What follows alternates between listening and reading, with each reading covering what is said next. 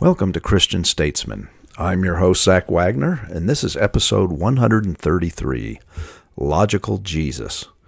Welcome back to our broadcast. We've been off for a few months as there is much developing in the statesman world. We hope to be back alongside you as we gear up for the wild roller coaster ride ahead. Today we want to address a subject near and dear to our hearts, the logical Jesus. The figure of Jesus Christ is one subject to the most diverse of interpretation. From biblical literasts to secular mythologists, the opinions on Jesus are as wide and numerous as the stars in the night sky. The fact of the reality of Jesus is that each of us must, individually and deliberately, form a personal opinion of him.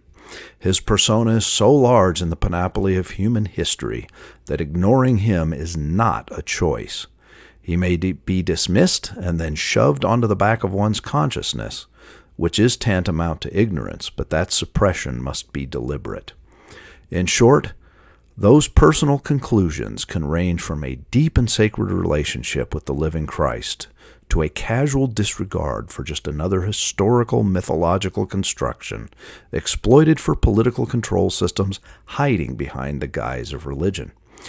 But let us look at this logically for a minute. First, was Christ an actual historical figure? If we took the Bible alone as evidence, one could not reach any certain conclusion, for as one camp would hold it as the infallible Word of God, the other would cite historical inconsistencies and blame the assemblers of the book with political objectives. Yet, we have other concurrent writings, such as the works of Josephus, confirming Jesus was indeed an actual historical being in ancient Israel, then a protectorate of Rome, around 2,000 years ago. Next, what is the historical and spiritual significance of Jesus? This is where biblical recording can aid us in a conclusion, and a thorough reading of the New Testament brings us to only one of two conclusions. Either Jesus was a completely self-deluded storyteller, or he was, in fact, exactly what he claimed to be, the Messiah and Son of God. For in many instances, he declared himself clearly as such. There really is no room for any middle ground. The kind and condescending historians cannot stop at the monikers of great teacher or another significant Jewish prophet, for that is not what Christ professed himself to be. Either he was deluded and embellished his own resume, or he was telling the truth.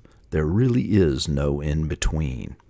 And as so many that have developed a relationship with Christ through the constant application of faith and reception of his grace have discovered, if Jesus could do anything well, he could certainly tell the truth. But his truth is not entirely consistent with what we perceive truth to be on a daily basis. His truth was focused primarily on things beyond this brief mortal world we currently occupy. He was more concerned with awakening us to his reality, which was a reality of the eternal nature of our souls and our relationship to our Father and his ongoing heaven, or in other words, those realms that exist beyond this earth and this brief life. Let us reason together for a moment.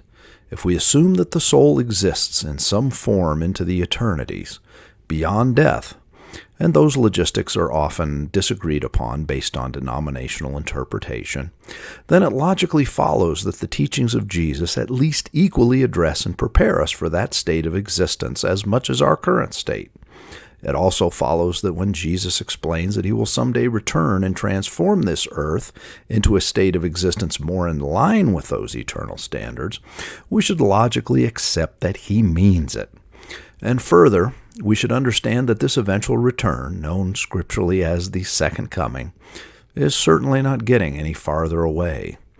In fact, it can be argued that the dividing line between the true disciple and the casual believer, or non-believer, is the logical acceptance of the literal, historical, and plain-speaking Jesus. He has declared himself the Son of God and Messiah. He has stated clearly that he will return to rule and reign on the earth with a kingdom that will have no end. He has boldly declared and shown through his resurrection that life does not cease with the death of the body. We either process this logically with our minds as well as emotionally with our hearts, or we do not. Either way, the record of Jesus Christ stands. It cannot be refuted with any degree of finality or certainty, only pondered and eventually either rejected or internalized, with the power to change our own lives and guide us into the wise paths of the will of the Father. When you look at it this way, Jesus just makes perfect sense. Thank you for being with us today. We hope you have a wonderful day, and as always, be well.